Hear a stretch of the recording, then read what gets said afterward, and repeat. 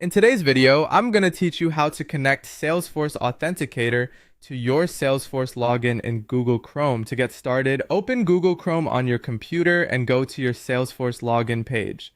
Once you're there, enter your login credentials as you normally would. Since this is a security-related process, make sure you're working on a trusted device and that you're on the correct Salesforce sign-in page before continuing. After you sign in, Salesforce may prompt you to connect the Authenticator app as part of the login or verification process. At that point, pick up your mobile device and open the Salesforce Authenticator app. If the login screen on your computer is asking you to connect the app, that's your cue to continue on your phone. Inside the app, look for the option that says Add an Account and tap it. This will begin the pairing process between your mobile device and your Salesforce account. Once you tap Add an Account, the app will generate a unique two-word phrase. This phrase is temporary and is used to securely link the account you're logging into on your computer with the app on your phone.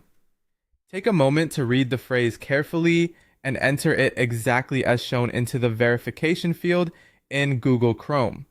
Accuracy matters here, so if the words are separated by a space or appear in a specific format, make sure you match that format when typing. After entering the two-word phrase into the field on your computer, click Connect.